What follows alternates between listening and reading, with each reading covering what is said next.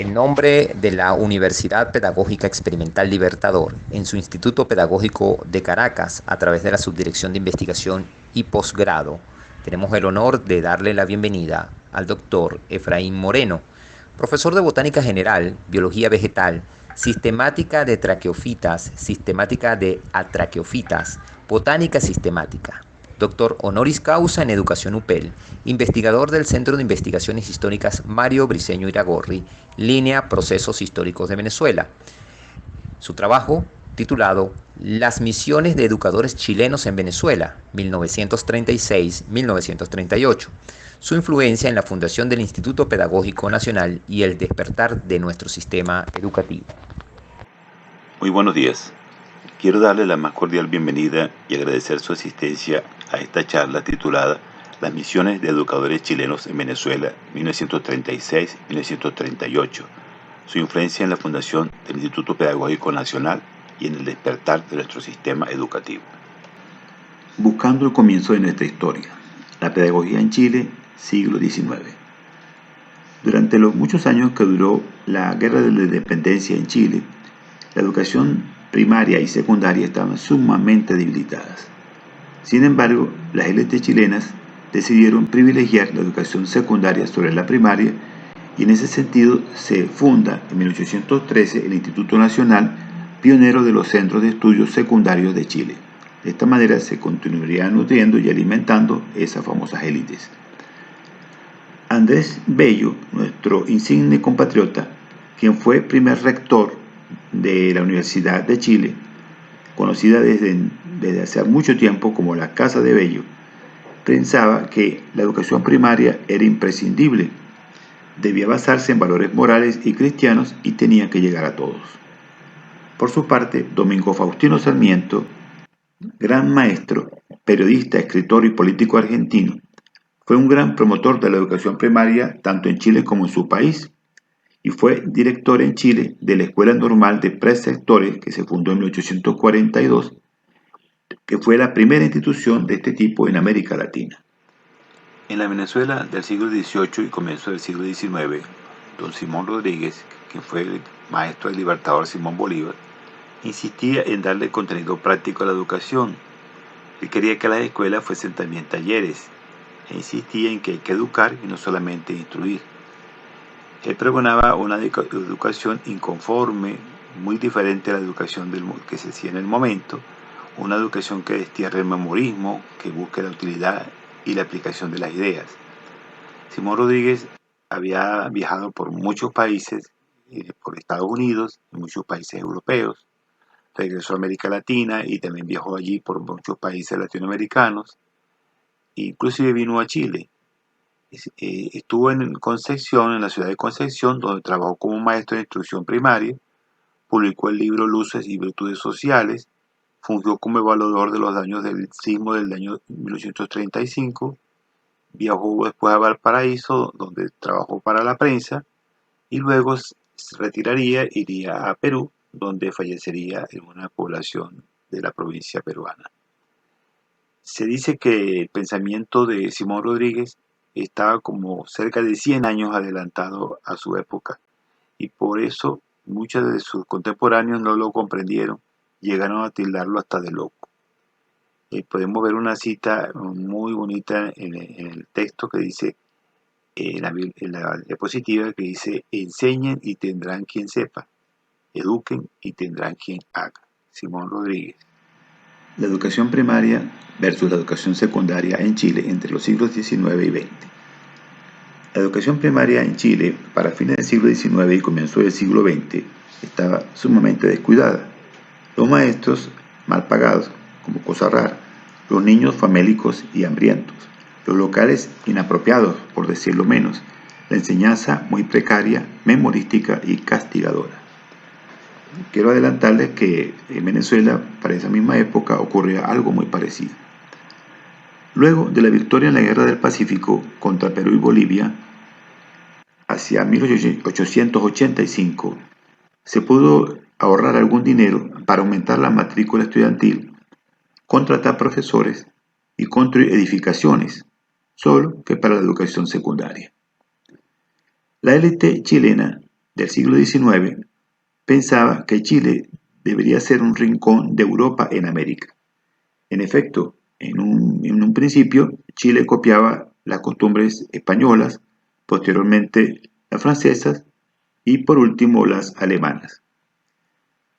Considerando que la educación secundaria tampoco contaba con buenos pedagogos, por cuanto esta educación estaba en manos de la iglesia y de profesionales como médicos, ingenieros, abogados, etcétera, que no eran educadores, el gobierno decidió enviar a un grupo de pedagogos a Alemania para buscar profesores y pudieran formar una institución específica para formar docentes en educación secundaria.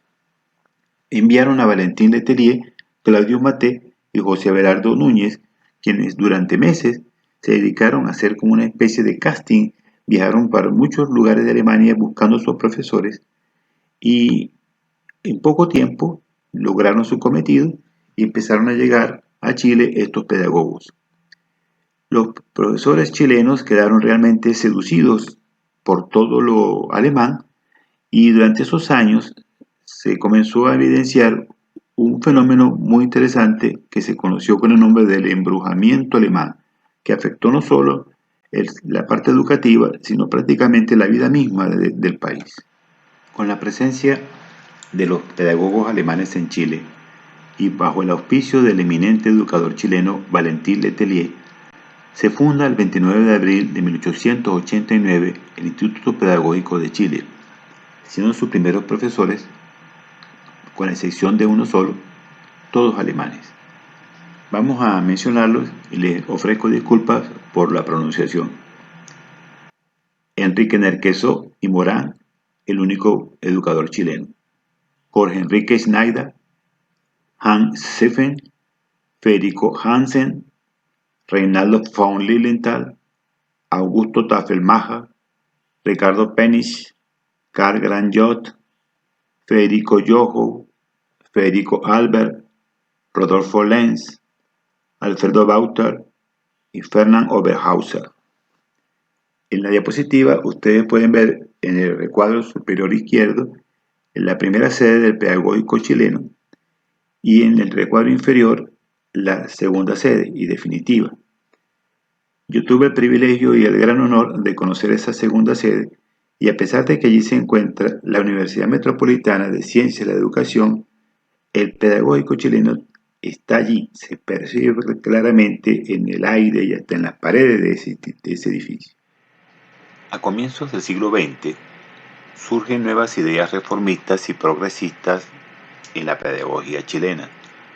Aparece la Escuela Nueva Europea de Froebel, Montessori, Tecouly, Ferrier, Claparède y la Escuela Nueva o Activa estadounidense de John Dewey.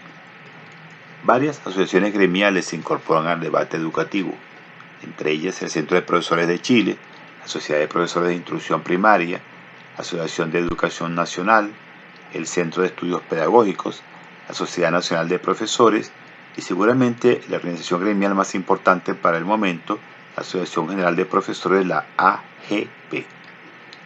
La AGP llegó a representar a la gran mayoría del profesorado chileno. Esta organización, de la cual vemos una reunión ahí en el recuadro inferior derecho, luchaba por mejoras de las condiciones laborales de los profesores y avanzaba en un proyecto de reforma estructural educativa. Organizaciones como las que les mencioné contribuyeron a la creación del Estado docente y abrazaron la idea de la escuela nueva. Por otra parte, paulatinamente se fue abandonando la idea del embrujamiento alemán en materia educativa, lo cual traería una consecuencia bastante interesante como vamos a ver de inmediato. A comienzos del siglo XX, ya como les decía anteriormente, ya el embrujamiento alemán empezaba a desvanecerse y varios educadores chilenos deciden salir para aprender, sobre todo lo de la escuela nueva, y para enseñar y asesorar. Ya ellos se sentían orgullosos de la calidad de su educación. Podemos citar entre las misiones para aprender las realizadas hacia Francia y Alemania, y particularmente las que viajaron a los Estados Unidos buscando el aprendizaje directo de la escuela nueva de la mano de John Dewey. Aquí podemos ver en la diapositiva al eminente profesor Darío Salas, Luis Flores, Margarita Escobedo, María Cáceres, y varios años después viajó también a los Estados Unidos y con los mismos objetivos la profesora Irma Salas, precisamente hija de Darío Salas. En 1922 viaja también a México la gran poetisa y premio Nobel chilena Gabriela Mistral en una misión cultural. Y en la década de los años 30 se producen varias misiones para enseñar y asesorar, como podemos leer aquí en la diapositiva. Hay misiones hacia Costa Rica, con los profesores Luis Galdamés, Arturo Piga y Oscar Bustos, hacia la República Dominicana, con los profesores Luis Galdamés de nuevo, César Buster y Oscar Bustos, y en Venezuela vienen en esa década de los años 30 dos misiones, en el año 36 y el año 38, que es justamente el centro de la historia que estamos contando. Quise compartir con ustedes una reflexión del gran educador chileno Darío Salas, poco antes de su viaje hacia los Estados Unidos en 1905, precisamente en busca de la escuela nueva. Hagamos la escuela para todos. Hagamos la escuela menos especulativa y más práctica. Formemos en el niño la confianza en el propio valer y en las fuerzas propias. Sustituyamos al frío egoísmo por el amor a la patria y a sus semejantes. Démosles la noción de sus deberes y derechos. Habilitémoslo para el gobierno de sí mismo. Cambiemos la disciplina del temor por la del amor. Juntemos a esto los nuevos métodos y habremos allegado todos los elementos que habrán de formar la escuela del porvenir, tal como nuestros mejores ensueños de educadores patriotas las concebimos: hogar del pueblo, semillero de ciudadanos fuertes, fecundos y libres. Luis Gómez Catalán, a quien ustedes pueden ver en la diapositiva, fue un insigne educador chileno, Premio Nacional de Educación en Chile en 1983. He colocado una reflexión suya sobre la escuela nueva y la escuela tradicional porque me pareció muy pertinente. Esta reflexión tiene que ver con la educación en Chile para los inicios del siglo XX, pero estoy convencido de que también tiene plena vigencia hoy en día. Vamos entonces a leerla. La escuela nueva es la escuela activa. Si el niño es activo, la escuela debe ser activa. La escuela vieja, con sus bancos y sus lecciones, estaba dispuesta para escuchar. La escuela nueva debe disponerse de tal modo que sirva para hacer. Hay que transformar la escuela de auditorio a laboratorio. El niño va a actuar en lugar de oír. Va a trabajar con sus manos, con su cuerpo, con su inteligencia, con sus sentimientos, en lugar de llenarse de memoria. Se debe conceder más libertad al niño para que la escuela sea un taller de trabajo en lugar de un templo del silencio. Luis Gómez Catalán, 2010. He colocado la caricatura que aparece en la diapositiva, que he titulado La escuela de toda la vida, porque describe de manera genial lo que es la escuela tradicional, la de toda la vida, y complementa perfectamente la reflexión anterior. Dediquemos unos segundos a mirarla y tratar de comentarla. Por ejemplo, yo me atrevería a hacerles notar que vean lo que está en la última línea de la diapositiva de la caricatura, donde dice: estudien lo que se les ordena y sueñen en su tiempo libre. Esa es una de las ideas, pues, de lo que es la educación tradicional, esa escuela, pues, clásica. Y también fíjense en la cara de aburrimiento que tiene el niño que está sentado en la primera fila allí en la caricatura. Como les mencionaba anteriormente, el gobierno chileno se sentía tan orgulloso de su educación que en 1914 envió a Venezuela una generosa oferta de becas para que varios estudiantes fueran a Chile a estudiar de manera completamente gratuita la educación normal. Venezuela solo logró enviar a 6 estudiantes. Vamos a nombrarlos rápidamente y destacaremos 4 de ellos: Alirio Arriaza Arriaza, Rafael Alberto Escobar Lara, Félix Armando Núñez, Juan Jones Parra, Luis Goldberg y Rafael Alvarado. Alirio Arriaza estudió en el Pedagógico de Chile, regresó a Venezuela y con el tiempo llegaría a ser uno de los más prestigiosos educadores del país, llegando a ser director del Pedagógico Nacional.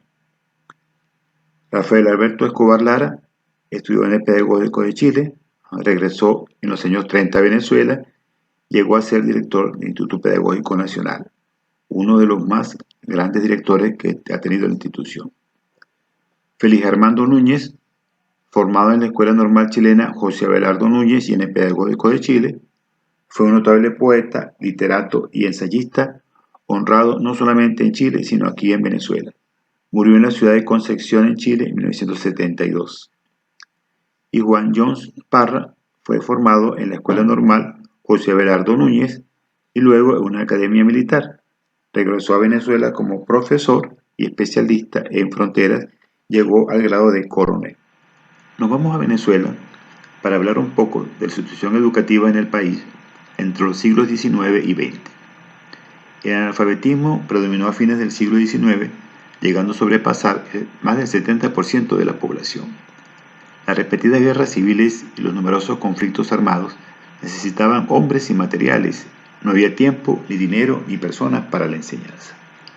La formación magisterial no tenía dimensión alguna y muchas asignaturas eran dictadas por personas carentes de instrucción o por bachilleres, y excepcionalmente la impartían profesionales de diferentes especialidades que seguramente conocían mucho de su disciplina, pero una cosa es saber y otra cosa es enseñar. A menudo el programa de estudio dependía del profesor.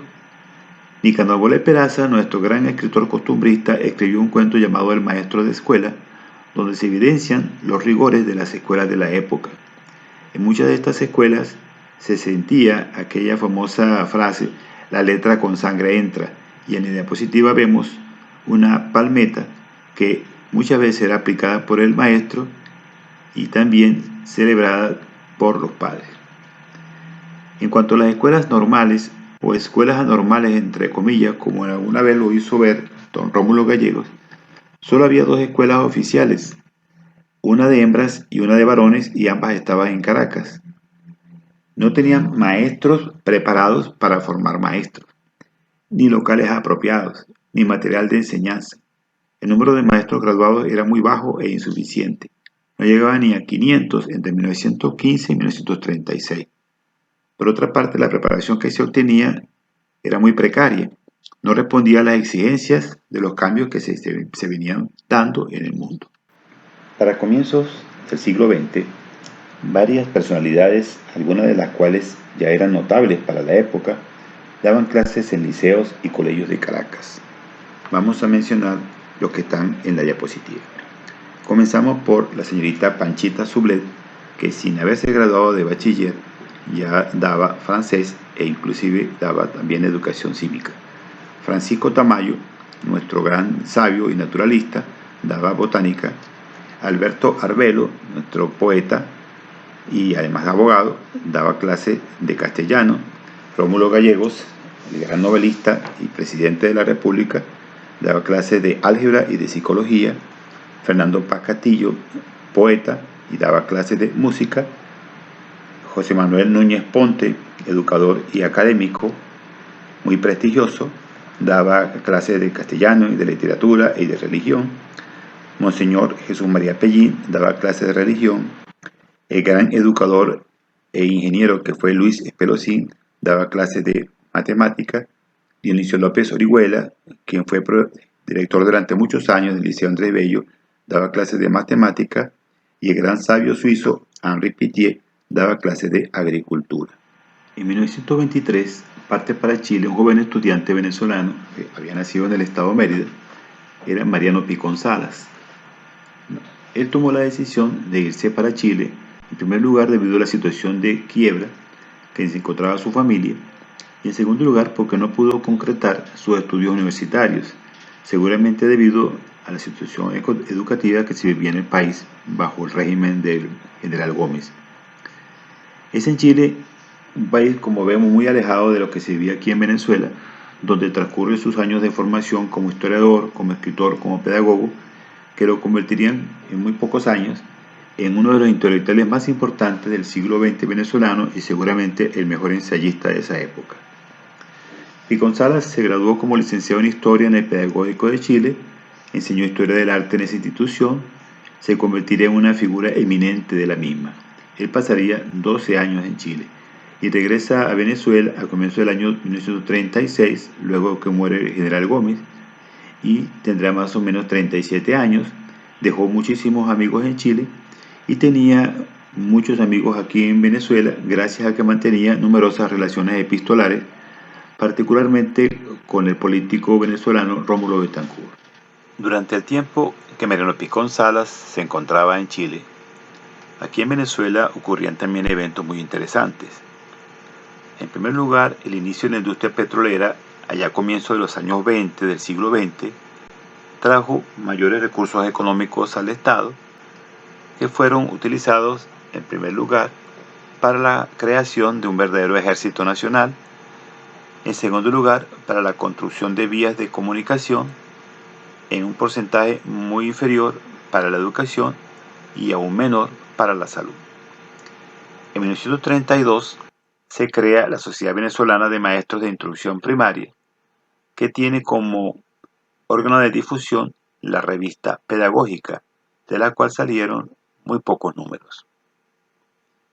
Los primeros pasos de la escuela nueva o de la escuela activa en Venezuela aparentemente llegaron por parte del educador venezolano Alirio Arriaza Arriaza, quien llegaría a ser director del Pedagógico Nacional, en un curioso libro de su autoría llamado Apuntaciones Didácticas, que había sido dedicado a maestros rurales que no tenían preparación académica alguna, que sin embargo pues daban clase. En este libro él pudo insertar un capítulo de un trabajo de John Dewey sobre la escuela nueva o la escuela activa. Por otra parte, la revista Pedagógica también produjo algunos artículos sobre este tema y Luis Beltrán Prieto Figueroa tenía bastante conocimiento sobre la escuela nueva, seguramente por sus comunicaciones epistolares que mantenía con el educador brasileño Lourenço Filho. Hablando de Luis Beltrán Prieto Figueroa, nuestro gran maestro, él fue un gran defensor del Estado docente, seguidor de la Escuela Nueva de Dewey, luchador por una educación pública, laica, universal, gratuita y obligatoria. De la gran cantidad de reflexiones y de pensamientos muy interesantes de nuestro maestro Prieto, vamos a colocar el siguiente. En un país cualquiera, en una época cualquiera, es inconcebible que el Estado deje abandonada al capricho de las actividades particulares la orientación y la formación de la conciencia de los ciudadanos. Por último, el país en general, para 1935, se encontraba muy atrasado, sometido por décadas al arbitrio de caudillos y luego por la férrea dictadura de 27 años del benemérito, entre comillas, general Juan Vicente Gómez, quien moriría en diciembre de ese año, pero dejaba al país anclado en muchos aspectos al siglo XIX. El año 1936 es sin duda alguna uno de los más interesantes y complejos en la historia política, social y educativa de Venezuela. En enero de ese año ya es presidente de la República el general Eleazar López Contreras. Recordemos que el general Gómez había fallecido en diciembre del año anterior, pero seguramente el gomecismo todavía estaba latente. En febrero se lanza el conocido Programa de Febrero, que consistió en urgentes ejecutorias en materia política, económica, social y educativa, que se pudieran resumir en 3 palabras: poblar, sanar y educar. Mariano Picón Salas, quien había llegado al país a comienzos de este año, es designado como superintendente de educación. La Sociedad Venezolana de Maestros de Instrucción Primaria coloca la educación, su reforma y renovación radical como el principal problema de la Venezuela post-gomecista y se ofrecen arengas, cursos, talleres, charlas sobre la escuela nueva. Y llega a Venezuela educadores procedentes de varios países, y si no eran en persona, por lo menos se recibió el apoyo de ellos. En este último caso, por ejemplo, de Costa Rica, se recibió el apoyo de Joaquín García Monge a través de su revista Repertorio Americano. De México vino la maestra Elena Torres, especialista en educación rural. De Uruguay vino el gran educador Sabas Olaizola, que en Venezuela hizo un extraordinario trabajo. Entre otras cosas, fundó aquí en Caracas la Escuela Experimental Venezuela y la Escuela Experimental José Gervasio Artigas. De Bolivia teníamos aquí en Venezuela ya el apoyo invalorable de Carlos Beltrán Morales, y de Chile llegó en mayo la primera misión de educadores. En palabras del propio Mariano Picón Salas, Venezuela ingresa al siglo XX 36 años después. El 25 de abril de 1936 se realizó en las instalaciones del Pedagógico de Chile un brindis de despedida a un grupo de educadores chilenos que vendrían a Venezuela ese mismo año. Efectivamente, poco tiempo después, el 30 de mayo de 1936, llega al puerto de La Guaira la primera misión de educadores chilenos a bordo del buque Reina del Pacífico. Esta misión fue contratada por el gobierno nacional gracias a la dirigencia de don Mariano Picón Salas. En las viejas fotografías de la época que ustedes pueden apreciar en las diapositivas, pueden ver mezclados educadoras y educadores chilenos y algunos venezolanos que fueron a recibirlos. Entre estos últimos se encontraban los profesores Mariano Picón Salas, Rodolfo Loera Arizmendi y el bachiller Olinto Camacho, que podemos ver en el centro de la segunda foto. Este bachiller pasaría a la historia de la educación y la medicina en Venezuela como uno de sus más insignes referentes. De hecho, llegaría a ser también director del Pedagógico Nacional. La primera misión de educadores chilenos llevaba, vamos a decir, entre su equipaje dos grandes temas: el Estado docente y la escuela nueva. El Estado docente, para los educadores chilenos, significaba que, en pocas palabras, que el Estado no puede eludir la responsabilidad de controlar la calidad de la educación ni dejar de lado el establecimiento de contenidos programáticos y la formación de profesores. La Constitución dictada en 1925 en Chile separó la Iglesia del Estado y mantuvo el principio de libertad de enseñanza, declarando que la educación era atención preferente del Estado. También tenía otro tema muy importante, que es la escuela nueva. Ellos venían con el sueño de propagar los principios y los valores de la escuela nueva. Este tipo de escuela sería, entre comillas, un lugar que tendría el mínimo de salas, solo las indispensables para ciertas clases que requieren escritorios. La verdadera enseñanza se daría en los talleres y en los campos de cultivo y de crianza. La verdadera escuela sería la que más se acerque a la naturaleza, la que tuviera el cielo por techo y el césped y la arena por pavimento, el horizonte por ventana y las flores, los frutos, los insectos y los árboles por libros de estudio. Cerramos las comillas. Los objetivos principales de la primera misión chilena fueron colaborar con el Ministerio de Educación para promover la reforma del sistema de enseñanza. B. Contribuir al perfeccionamiento del profesorado en ejercicio. Y C. Fundar un instituto para la formación del profesorado en educación secundaria.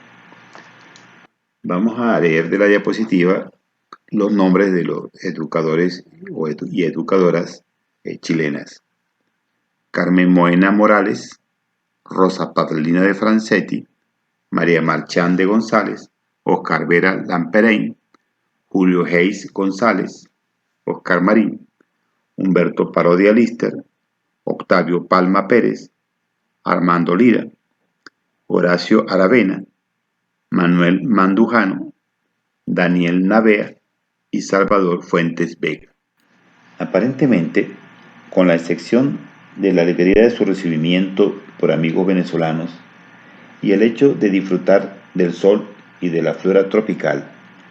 Las primeras semanas e incluso meses de la misión chilena en nuestro país no fueron del todo alentadoras. Seguramente, para algunos grupos venezolanos, parte de lo que traía la misión chilena en su, digamos, equipaje era considerado como peligroso. Veamos entonces cómo la primera misión chilena se colocó ante una especie de tribunal. Los acusados, precisamente la primera misión de educadores chilenos.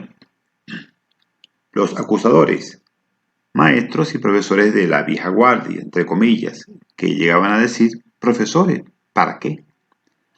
Sectores radicales de la Iglesia Católica, grupos ultraconservadores de la sociedad civil, dueños o editores de los diarios La Religión y La Esfera, muchos educadores de colegios católicos. Entre las acusaciones, que eran muchas y de diversos tonos, se les acusaba de ateos, de comunistas, de marxistas, de socialistas, de masones, de chilenizantes. Se decía que iban a atacar la inocencia de los niños y la fe católica. Y algunos llegaron a decir de manera irónica, misión. ¿Cuál misión? Los educadores chilenos no tardaron en contestar a estas ofensas, a estos ataques, y de la manera siguiente, vamos a abrir comillas, decía, no somos aficionados, sino profesionales de la enseñanza. No rechazamos ni tememos la crítica, al contrario, la deseamos, pero exigimos que sea a base de elevados propósitos. El hecho que el gobierno venezolano nos haya llamado espontáneamente, que nuestro viaje se haya iniciado bajo excelentes auspicios y el conocimiento que tenemos de la tradicional cultura venezolana, nos daban derecho a pensar que jamás se iría a usar por un grupo de personas armas tan innobles en contra nuestra y de nuestro país. Los defensores en esta especie de tribunal, entre otros, Alberto Smith, Augusto Mijares, el diario Ahora, la Federación Venezolana de Maestros, Luis Beltrán Prieto, Mercedes Fermín, Héctor Cuenca y el educador boliviano Carlos Beltrán Morales, seguramente muchos más. Veamos ahora el juez y su veredicto. El ministro de Educación, doctor Alberto Smith, en nombre del Gobierno Nacional, crea el Instituto Pedagógico Nacional y nombra como su primer director al profesor Alejandro Fuenmayor. El 30 de septiembre de 1936 se crea el Instituto Pedagógico Nacional en una gran casona ya inexistente, situada de Cipreses a Velázquez número 2. Se designan como jefes de los cursos, algo así como coordinadores de programas, a los siguientes profesores: Carmen Moena, castellano; Rosa Paglina de francés; Julio Heiser, historia; Oscar Marín, matemática; Humberto Parodia Lister, física; Octavio Palma, biología; Horacio Aravena, química; Armando Lira, dibujo; y María Marchán de González Vera, inglés, observación metodológica y práctica docente. Acompañarían a los educadores chilenos en su labor docente algunos ilustres venezolanos, entre ellos Luis Beltrán Guerrero, Alberto Arbelo, Héctor Cuenca y Federico Milá de la Roca. Por vez primera, en Venezuela, había una iniciativa cierta para la preparación científica de los docentes y se abrían las puertas para el inicio de una sólida formación en el área de la enseñanza. Un documento muy interesante que pude encontrar por internet es el elaborado por una señora de apellido Matute, que narra que cuando ella era muy niña, precisamente por allá en el año 1936, llegó a la ciudad de San Carlos, en el estado Cojedes, un grupo de maestros, de profesores de origen chileno, que tenían como misión capacitar a los maestros de la región. Y allí en esa ciudad se reunieron los maestros de la zona, y entonces estos maestros chilenos hablaban sobre el respeto a los niños y a las niñas, que debían estudiar todos juntos, hembras y varones, que la escuela debía formar en el espíritu democrático, en la solidaridad, y que los niños y niñas debían ser tomados en cuenta, que la escuela era todo, no solo el aula de clase, que se podía aprender en cualquier parte y que se debía formar para la libertad. Todos estos elementos forman parte de lo que se conoce con el nombre de la Escuela Nueva, y ese grupo fue liderado por el profesor Oscar Vera Lamperén, que fue precisamente el líder de la primera misión chilena que llegó aquí a Venezuela en 1936. Entre los años 1936 y 1938, el ambiente que rodeaba a las acciones de la misión chilena en el Pedagógico Nacional no era para nada optimista. Se respiraba más bien una atmósfera de pesimismo. Existen muchas razones para explicar esta situación, pero fundamentalmente problemas legales o indefiniciones legales, seguramente motivadas a la premura con la que hubo que crear una institución tan novedosa, tan particular como un instituto pedagógico. En segundo lugar, carencia de políticas coherentes. 4 directores en menos de año y medio. Antagonismos ideológicos y desavenencias de variada índole. Quizás la más grave fue la que ocurrió entre el director George Sánchez, uno de esos 4 directores, y la misión chilena y los profesores que la defendían.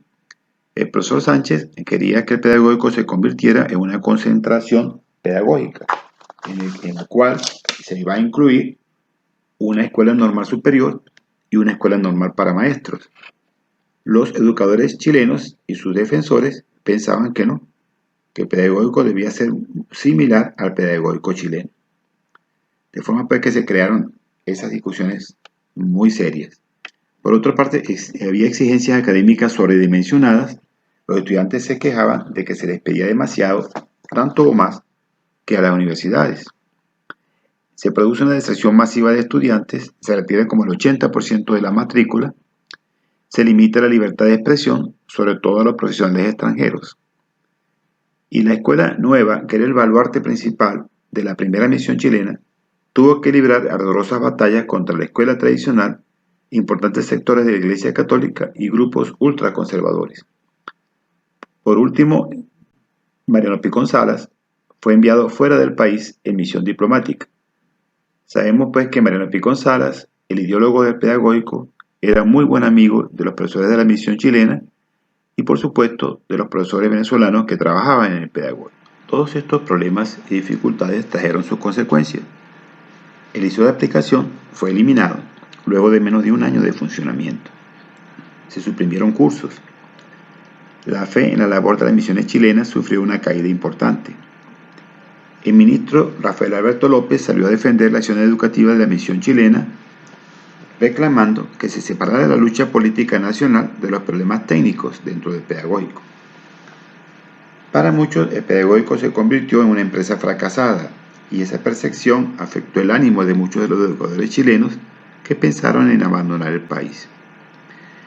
En síntesis, entre los años 36 y 38, el pedagógico nacional fue inundado, entre comillas, por aguas turbulentas, en las cuales sus profesores, tanto los chilenos como los venezolanos, tuvieron que nadar literalmente hasta el agotamiento. La acción conciliadora, el liderazgo del profesor Vera, unido a su actitud optimista, evitaron la renuncia de sus compatriotas chilenos. Pero podemos decir que el pedagógico para esos años era como un bebé en pleno crecimiento, aprendiendo a hablar, a caminar, y con las molestias y afecciones propias de esta etapa de la vida. Pero las crisis fueron superadas con buena voluntad y sentido común, y el pedagógico prosiguió airosamente su camino, como vamos a ver posteriormente. A manera de un modesto reconocimiento a la labor realizada por los miembros de la primera misión chilena en Venezuela, se elaboró una microsemblanza para cada uno de ellos, destacando la labor que ellos habían realizado aquí en Venezuela. Quiero ofrecerles disculpas por las fotografías que acompañan algunas de estas microsemblanzas, pero se trata de viejas fotografías de la época y son copias de ellas. Comenzamos por la dama de esta primera misión. Ellas trabajaron en el Liceo Experimental Manuel de Salas en Santiago de Chile, bajo la dirección de la gran educadora Irma Salas, quien había estudiado todo lo referente a la escuela nueva o a la escuela activa de la mano del gran educador estadounidense John Dewey.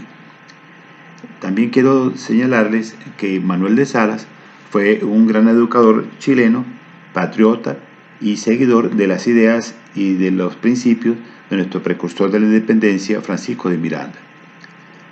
Carmen Moena Morales, nuestra primera docente, era maestra de profesión, dictó el curso de castellano, metodología del castellano en el Pedagógico Nacional. A ella le cabe la honra de ser la fundadora en Venezuela de los estudios sistemáticos de nuestro idioma. Volvió a Chile en 1939. Rosa Paulina de Francetti se encargó del curso de francés en el Pedagógico Nacional, dictó la asignatura Gramática General Francesa. Es una de las fundadoras de la investigación en psicopedagogía en Venezuela, fue secretaria del Pedagógico Nacional y asesora del Liceo de Aplicación. Volvió a su país en 1939. María Marchande González también fue profesora del Liceo Manuel de Salas como las dos anteriores y estaba casada con el destacado escritor chileno, premio de literatura, José Santo González Vera. Dictó el curso de inglés en los primeros años del pedagógico, fue su secretaria y su profesora inicial de práctica docente. Ofreció también la asignatura Observación Metodológica y Práctica Docente, trabajó en el Liceo de Aplicación y volvió a su país en 1939. La vida de esta última profesora es sumamente interesante, tanto antes de llegar a Venezuela como a su regreso a su país. Oscar Vera Lamperén fue el jefe de la primera misión de educadores chilenos. Cursó estudios universitarios en el Pedagógico de Chile, obteniendo el título de profesor de Estado en francés. Ejerció su profesión en el Internado Nacional Barros Arana, una institución emblemática en Santiago de Chile, cuyos primeros profesores fueron de origen suizo. Fue profesor de filosofía y francés en el Pedagógico Nacional y viajó al interior de Venezuela. El profesor Vera tenía una notable capacidad de liderazgo y de organización. Julio Heise González, historiador, abogado y académico chileno, especializado en la historia institucional y política de Chile, los siglos XIX y XX. Estudió historia en el Pedagógico de Chile y se graduó de profesor de Estado. Fue el primer jefe del curso de historia en el Pedagógico Nacional, profesor de historia universal, condiscípulo y amigo muy cercano de Mariano Picón Salas. Él se propuso dar al curso de historia un carácter práctico y se le considera pionero en la aplicación de trabajos de campo tanto en historia como en geografía. Oscar Marín fue profesor de cálculo diferencial e integral del Pedagógico de Chile, fue jefe del primer curso de matemática en el Pedagógico Nacional y profesor de trigonometría plana y esférica. A su regreso a Chile, continuó como docente en distintas instituciones educativas y abrió una librería exclusiva de importación de libros científicos conocida como Libros Marín. Oscar Vera Lamperén fue el jefe de la primera misión de educadores chilenos. Cursó estudios universitarios en el Instituto Pedagógico de Chile, obteniendo el título de profesor de Estado en francés. Ejerció su profesión en el Internado Nacional Barros Arana, que es una institución emblemática en Santiago de Chile. Fue profesor de filosofía y francés en el Pedagógico Nacional y viajó en repetidas oportunidades al interior del país en procura de la capacitación de los docentes de la provincia.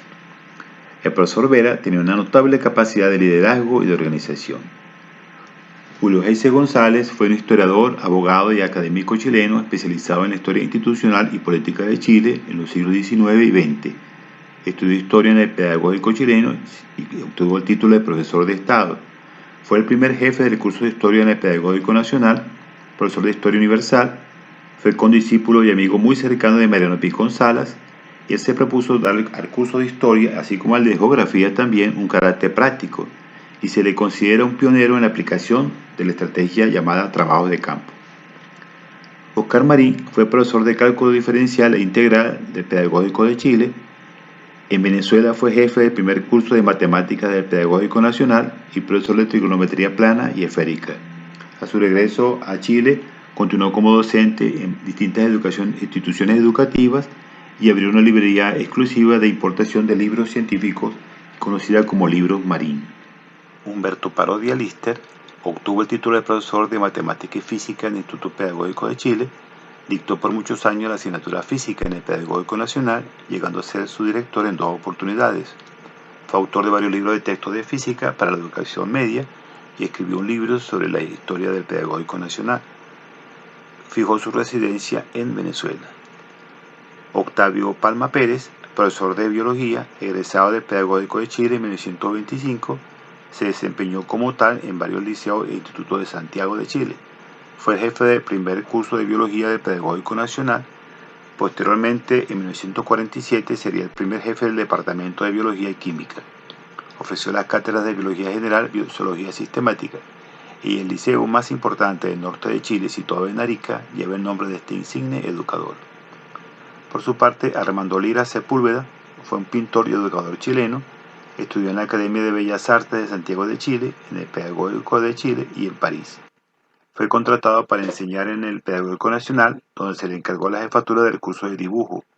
Participó en la comisión que redactó los programas de educación artística que se implantaron en todo el país, tanto en primaria como secundaria como en normal, y trabajó en la Escuela de Artes Plásticas y Aplicadas Cristóbal Rojas.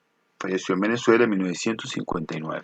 Horacio Aravena, profesor de química, egresado del Instituto Pedagógico de Chile, fue designado como jefe del curso de química en el Pedagógico Nacional y profesor de química inorgánica. A su regreso a Chile, llegó a ser rector de la Universidad Técnica del Estado, precursora de la actual Universidad de Santiago de Chile. En el estado Carabobo, un liceo se llama Horacio Aravena. Manuel Mandujano Navarro, profesor, político y gremialista chileno, ingresó a la Escuela Normal José Abelardo Núñez, donde se graduó de profesor normalista. Fundador del Partido Socialista Chileno, recorrió el país junto al maestro Prieto Figueroa, detectando y atendiendo problemas del sistema educativo venezolano bajo el manto de la Escuela Nueva. Salvador Fuentes Vega, eminente pedagogo, graduado en el Instituto Pedagógico de Chile y posteriormente profesor de psicología en esta institución. Se le considera uno de los fundadores de la Escuela Nueva en su país. Fue contratado en 1936 por el gobierno venezolano como asesor técnico de educación primaria y como profesor de las escuelas normales de Caracas. Falleció en Venezuela. Daniel Navea fue representante de los maestros de primaria dentro de la primera misión chilena. En Chile, la Escuela Nueva le debe gran parte de su impulso y orientación general. Fue jefe del Departamento de Pedagogía en el Pedagógico Nacional e impartió las asignaturas Pedagogía y su Historia y Metodología General. En 1948 escribió el libro Abajo Cadenas para la alfabetización de adultos, además de sus recorridos pedagógicos por el país junto a Luis Beltrán Prieto. Fue asesor de maestros de primaria en El Salvador y Honduras. Falleció en Venezuela en 1964 en la tragedia de la llovizna. Un liceo de Caracas lleva el nombre de este ilustre educador. Luis Beltrán Prieto Figueroa tuvo como uno de sus grandes amigos a Daniel Navea, y él decía que Daniel Navea tenía una gran sensibilidad, llevaba a todas partes un calor de entusiasmo, fe de maestros y deseos de servir. Vamos a hablar ahora de la segunda misión de profesores chilenos en Venezuela, la llamada misión universitaria. Para mediados de 1938, el Pedagógico Nacional prácticamente renació de sus cenizas. Los ministros Rafael Ernesto López, Arturo Larpietri y Enrique Tejera comprendieron que era necesaria una institución como el Pedagógico para la formación de los profesores que se requerían para la enseñanza a nivel medio. Y en este sentido, procuraron los servicios de Rafael Escobar Lara, un profesor venezolano de Filosofía y Geografía General, formado en el Pedagógico de Chile, al igual que Mariano Picón Salas, y a él le correspondió la tarea como director de modernizar al Pedagógico Nacional, pero no solo desde el punto de vista arquitectónico, por cuanto ya se había mudado a una edificación de vanguardia para la época, sino también lo relativo a sus alcances, planes de estudio, diseño curricular. A Rafael Escobar Lara le cabe el honor de haber traído a Venezuela la segunda misión chilena, de la cual hablamos de inmediato. Eugenio González Rojas fue un notable escritor y novelista chileno, profesor de castellano y filosofía en el Pedagógico Nacional. De él dijo un autor de la época lo siguiente: Eugenio González, a la manera de Andrés Bello, utilizó su rigurosa formación clásica, su vasta cultura y su temple moral en la política, la docencia, la gestión educacional y la creación literaria. Eugenio González llegaría a ser director del Pedagógico de Chile y rector de la Universidad de Chile. Regresaría a Venezuela en 1948 para apoyar los planes en materia educativa del presidente Rómulo Gallegos. Juan Gómez Millás fue un educador y político, jefe de la Segunda Misión Chilena. Fue contratado por el director del Pedagógico Nacional para colaborar en sus planes de desarrollo.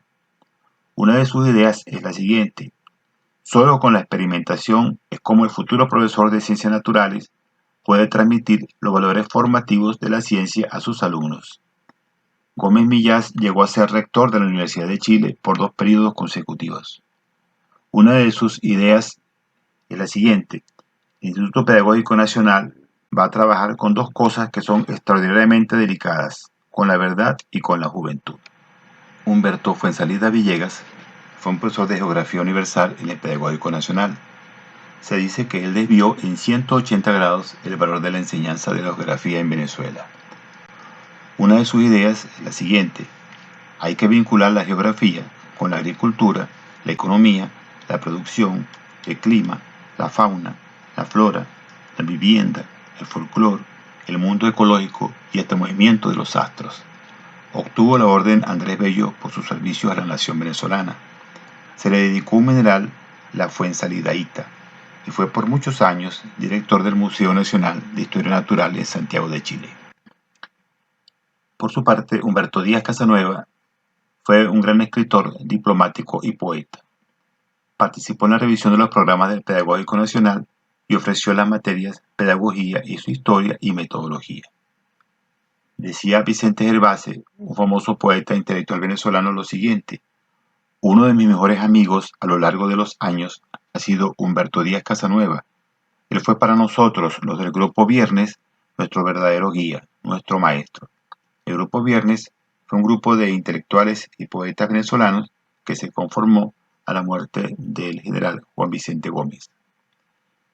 Humberto Díaz Casanueva fue fundador del Instituto Chileno Venezolano de la Cultura y fue gran amigo de los más prestigiosos intelectuales venezolanos de la época, como Arturo Lapietre, Miguel Otero Silva y Antonia Palacios, solo para citar algunos de ellos. Voy a enumerar ahora una especie de resumen de los logros de las misiones de profesores chilenos en Venezuela, incluyendo las actividades realizadas en años posteriores a 1940. Valga señalar que en la consecución de estos logros participaron numerosos profesores venezolanos, además de otros profesionales.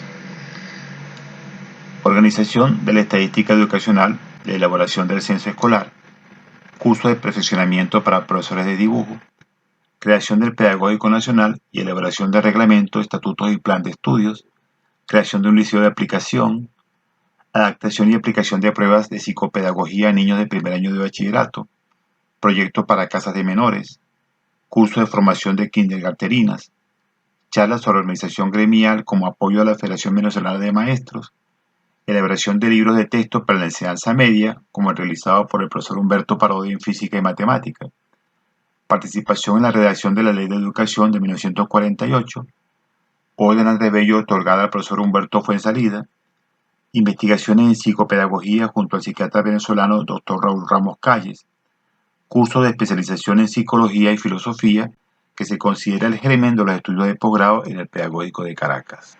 Premio Nacional de Pintura, otorgado en 1956 a Armando Lida, programas de alfabetización y el libro Abajo Cadenas, escrito en el año 1948 por Daniel Lavea, proyecto de reorganización total del sistema educacional venezolano, curso de perfeccionamiento para maestros y profesores de primaria y secundaria en el interior del país, seminarios para inspectores técnicos de educación, elaboración de un libro sobre la historia del Pedagógico Nacional por Humberto Parodi, proyecto de reorganización de la Escuela de Artes Plásticas, proyecto de reorganización de la Escuela de Artes y Oficios para mujeres, elaboración de los programas de instrucción primaria y secundaria, obras poéticas escritas en Venezuela por Humberto Díaz Casanueva como El Blasfemo Coronado y La Aparición, participación en la elaboración y defensa del decreto 321 de la educación venezolana para 1946, apoyo técnico al programa educativo de Rómulo Gallegos en 1948, pioneros en la estrategia de trabajo de campo, y creación del Instituto Venezolano Chilena de la Cultura en Santiago de Chile. A manera de epílogo, unas breves reflexiones finales. Ha transcurrido ya más de 80 años desde la visita de las dos misiones de educadores chilenos a Venezuela, y el autor de esta charla, profesor del Pedagógico de Caracas, solo tiene para ellos palabras de gratitud y admiración. El instituto que ellos ayudaron a fundar y sostener en sus primeros y tambaleantes pasos, hoy forma parte de la Universidad Pedagógica Experimental Libertador, cuyo campo de acción cubre gran parte del país. Ya se cuentan por miles los egresados del Instituto Pedagógico y seguramente por millones los venezolanos que han pasado por las aulas de liceos y colegios, recibiendo una instrucción basada en los principios científicos, pedagógicos y éticos que esta institución alguna vez insufló en la mente de los futuros educadores. Evidentemente, nuestro sistema educativo también fue tocado de manera positiva por las manos de las misiones chilenas. Aquí podemos decir con profundo orgullo que el trabajo creador y fecundo de estas misiones tuvo en dos educadores venezolanos de excepción, dos extraordinarias cajas de resonancia. Hablamos del gran escritor e intelectual don Mariano Picón Salas y de nuestro gran maestro don Luis Beltrán Prieto Figueroa. Estoy convencido que muchos de los profesores chilenos, al volver a su país, llevaron además del azul del mar Caribe y el calor del sol tropical, la enseñanza de estos dos grandes maestros y el afecto entrañable de educadores, escritores, científicos y artistas venezolanos que los acompañaron en su quehacer cotidiano. Lamento que también hayan llevado ingratas vivencias del entorno tan complejo en el que tuvieron que desarrollar su labor. Hoy, la sociedad venezolana transita por rutas muy difíciles que han afectado terriblemente la calidad de vida de la población y han obligado a millones de compatriotas, en su mayoría honestos, trabajadores y con una alta preparación académica, a dejar su patria y demostrar estos valores en otros países. Chile es uno de ellos. Puede ser que, en un futuro no muy lejano, dado que los caminos del Señor son inescrutables, alguien escriba acerca de las misiones venezolanas en Chile. Me permito concluir esta charla con un pensamiento de Daniel Navea, chileno de nacimiento, pero sembrado en nuestra patria para siempre. Enseñarás a volar, pero no volarán tu vuelo. Enseñarás a soñar, pero no soñarán tu sueño. Enseñarás a vivir, pero no vivirán tu vida. Enseñarás a cantar, pero no cantarán tu canción. Enseñarás a pensar, pero no pensarán como tú. Pero sabrás que cada vez que ellos vuelen, sueñen, vivan, canten, piensen, estará la semilla del camino enseñado y aprendido. Muchas gracias.